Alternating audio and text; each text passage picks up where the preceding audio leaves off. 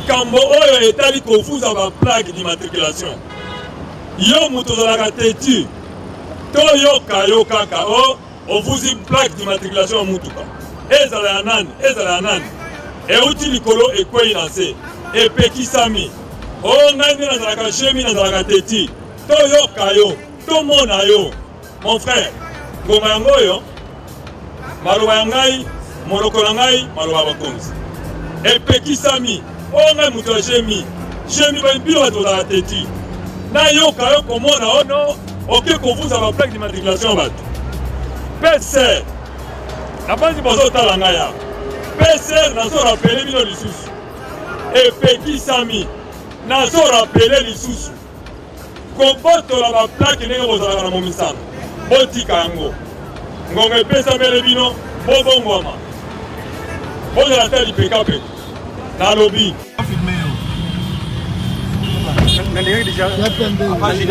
tokende na ministère intérieur tokende na ministère intérieur tokende na ministère intérieur napesa autorisation tomata na mutuka na ngai yo mati te kolanda bango tekende na ministère intérieur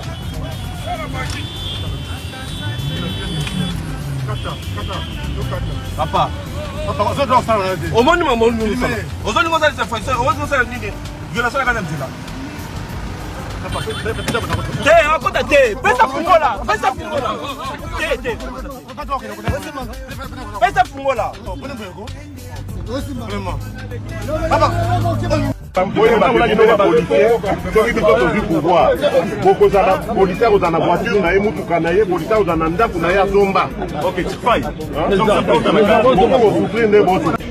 Vous avez les animaux de compagnie qui sont en voie de disparition. C'est le cas du chat, c'est le cas du chien. Nous devons trouver dans la loi l'interdiction formelle de manger la viande canine et prévoir des peines à l'endroit. On a plaque, na salé logo téninité, na nekari télémi bouye, azo pikolanga plaque. Policier ou azo pikolanga plaque ye wana azo pikolanga plaque ye wana azo pikolanga plaque ya mutuka. Na infraction moroté et logoté dans les vides carabone, dans les vides azo pikolanga plaque.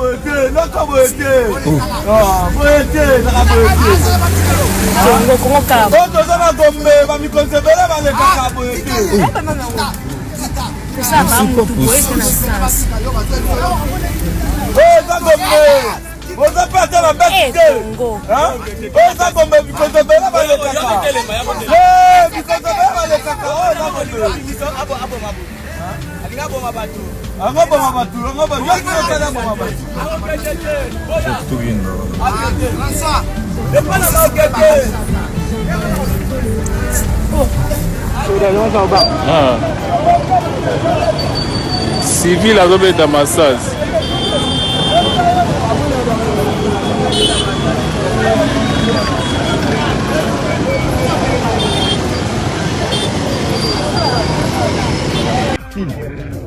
J'ai été envahi par des plaignants, je ne sais pas comment ma PV en gros aussi la Katimo colonie qu'on a causé la plainte ya ba plaignant naïs.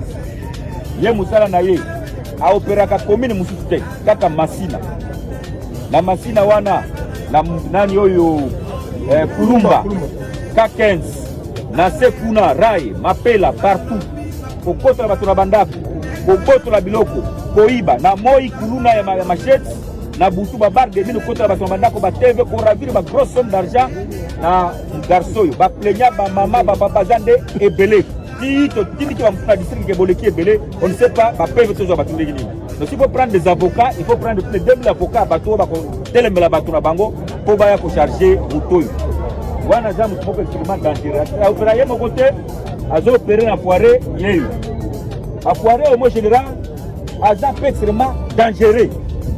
Donc baza ba coquiller bazo sala musala ndenge moko bazo opérer ensemble en équilibre Alors parmi batuza kolukana na file na biso ye grand tokangi ba libombe tokangi bango tokangi batu mwa ebele ya makasi donc ye kana ye ya bwana okei mo général na monsieur oui tellement monsieur kombo na ona ni mabuta nyao kombo na yo Josar nani Gamanzida voilà c'est ça son nom le monsieur azana ekiri aza chef wa ekiri ya batoyo so bazio mo général bazi tonga mupepe ya vide ba injecter yo tango ba injecter yo ba injecter mupepe poa na kati ya nzoto so ba injecter mupepe na kati ya nzoto olembi so moni que simbi te ba injecter deuxième tonga olembi ba ravilo mena ba saké biloko nyonso bonnement sans bruit et cela se fait pendant la nuit donc azali mutu moko dangereux ba plaignant na ye bazali na Begatef kaza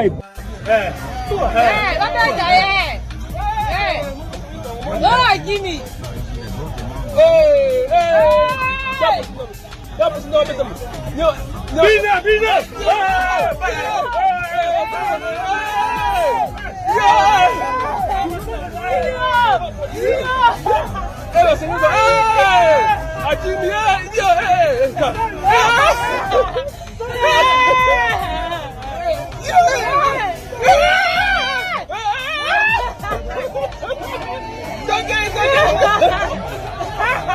ndeko na ngai petit à petit Congo ezo koma jungle petit à petit tozomona ngo comme si autorité bazate na mboka wa mutu na mutu akomosala oyo alingi batu na parlement bazosala makambo bazoseka na bango président de la république azovanda nesu na Congo te mboka ezotika ezosundwama mboka ezotikala kaka boye il faut tokeba soki tobotoli situation na maboko te ya mboka oyo ndeko Congo ekozala na balabala tokozala na risque bato moko bakolokota Congo bakozongisa biso na baneno na nsete bakozongisa biso na pasi il faut totelema mpona kobenga na bato oyo torécupérer Congo na maboko les hommes capables bazali oyo bakotambwisa Congo mpona Congo ezwa lokumu nango ciao au parti mora basoba parti ba illettré tata tout monde parti ba illettré ma bona idefes la carte dans ma carte mais c'est étonnant je me retrouve au parti ici de ma parti à grande extension pourquoi à cause de cette équipe c'est dans la plaque les amis qui canada na tchaki en mode depuis Belgique mais et comme awa parti à saisir. Pourquoi? Parce qu'il y a les deux mamans du conteneur Oyo. Bango bazosona mpona bambongo na bango ndenge nini bayokani te mpona kofuta bakliane. Alors que moi j'ai juste donné la marchandise. Mais c'est vraiment incroyable la justice au Congo. Donc ils ont saisi le véhicule, ils ont mis le véhicule en cage, alors que ça n'a rien à voir avec leur histoire. Donc c'est moi qui est en train de subir. Ça fait 3 semaines que je suis à Kin et voilà, je n'ai pas pu aujourd'hui te parler. Il y a tout le monde qui est allé, vous tout à Bilanga, il y a tout le monde qui a vérité. Et ça, vous tout à Bilanga, tout ça qui a repris la ONG, la Bisso, pour la Bilanga, la Bisso, pour la tout aider les Congolais. La diaspora, tout le monde a l'emboca. Mais comment se fait-il que tout le monde a l'ennemi pendant qu'on est en train de nous faire subir des choses comme ça? Nous tout à aider les bandeko. Vitre et ça à compassion. Awa, ma boss nyos. Mais pour le moment, nous tout cas, ils ont saisi, on a parqué sans rien du tout. Et on se sent délaissé. Et voilà, on ne sait pas. Nous, par exemple, à propos de vous avez justice, il y a influence. Donc nous, on n'a pas d'influence et la voiture est là. C'est sûr que on va battre voilà, c'est ça la réalité ici au Congo. Réalité que ils allaient à Wanango comme le Diango Wana. Baï Babiso Moutuka Oyo Bate Kayamo. Et voilà que nous, pauvres comme ça, nous avons plus pauvreté. Ça, c'est une femme qui se cherche, qui veut aider son pays. Et bon, la bâtisse, le numéro n'a pas parqué. Donc les véhicules, les marchandises, ils sont des gens qui ont des bilokos na kati eza plein des awana. Et les lots Oyo, sont suivis, nous avons donc, il y a beaucoup de gens qui ont dit que les gens qui ont dit que les gens qui ont dit que les gens qui ont dit que les gens qui ont dit que les gens qui ont dit que On parti mort à soba, parti à illettré, kata tout monde, parti à illettré, ma bonne idée baisse.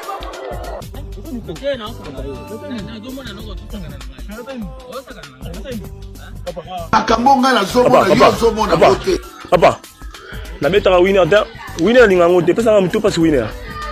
Na linga winner te. Papa na benga ngote. Ya. Oh, yon kabila ngo. Ano pesa minu baba peto fele. Ate. Tisko ta pété. Obenga ngai. Ah papa. Obenga ngai. Tu vas bien ngote papa. Obenga ngai. Allô. Père, on est monté. Père, on est monté. Père. Mais on l'a dit tenir en filet. Petit. Obenga ngai. Ah, winner est en monté. Père Bini. Ali gabo monté. Ndela ali amutema na ngase kufakili kwa. Ndilo obenga ngai. Ndame monté papa. Na bunda la pendant de. Père, comment on met ta? Père. Père. Ali gabo monté. Ndela ali amutema na ngase kufakili kwa.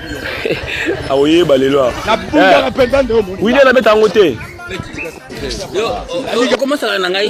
Hein? Ite na okanga yo. Na zomona ndoko zusaka na ngai. Père, ça ni. O saka na ngai. Ça ni. Hein? Papa. Te to dokene nga na yo. Soki na kufi.